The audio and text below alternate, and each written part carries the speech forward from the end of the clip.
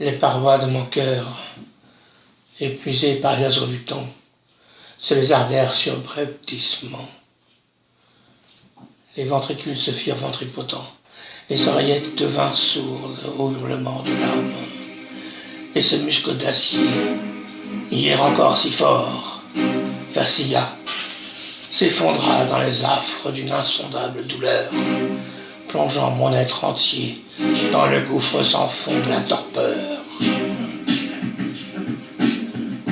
Je sentis alors, au creux de mes mains, naître deux nouveaux organes inconnus encore du génome humain.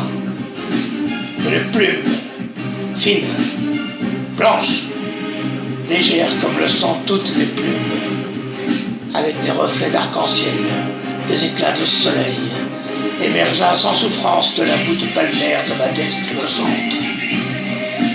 Comme un premier salut, elle se plaça entre mon pouce et mon index, entamant une danse en aériennes arabesques. Ma main gauche, avec un terrible soubresaut, m'arracha un cri.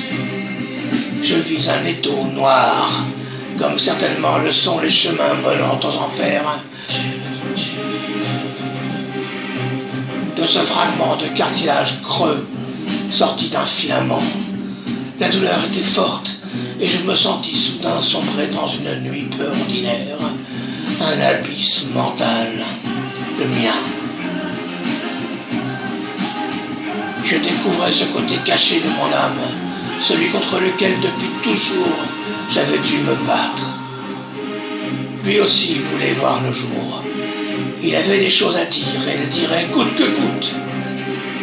Les petites fleurs, les petits oiseaux, les amours éternels, les princesses et les contes de fées. Il se causait de toute cette poussière soporifique pour enfants sages. Il voulait parler de politique, de guerre, de haine, de rancœur, de sexe. Il voulait écrire la vie telle qu'elle est, n'en déplaise aux optimistes, aux puritains et aux volontairement aveugles qui se voilent la face pour vivre plus tranquille. Reprenant conscience, je portai mon regard sur ma main, endolori encore par cette érection palmaire. Le filament était allé se nicher entre mon pouce et mon index. Il avait séché et muté en un élytre noir. Je fis monter ma main vers mon visage. L'élytre vibra, découvrant une aile membranée, fixée sur une pointe de bois brûlé, un charbon de fusain peut-être. C'en était trop pour mon cœur fatigué d'être, de se trouver confronté à sa propre image. Il avait, lui, le bien et le mal. Lui qui pensait, pauvre cœur, n'être que de bon grain. Ma tristesse explosa et mon cœur avec. De mes yeux perlèrent des torrents de larmes, des larmes de sang, d'un rouge initiatique. La plume blanche, nullement effrayée, trempa son calamus dans la tiédeur pourpre de ma source de vie. J'éprouvais le besoin de poser ma main sur une feuille de papier. La plume se dressa.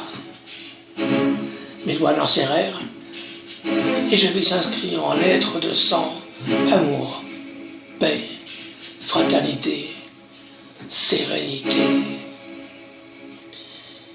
L'élytre, lui, se vautra dans la mare formée par mes larmes, dédaigna d'y tremper le dard de son aile noire, mais par défi, je crois, dessina au charbon mensonge, pouvoir, haine, puis disparut enfin, non sans avoir laissé un dernier message.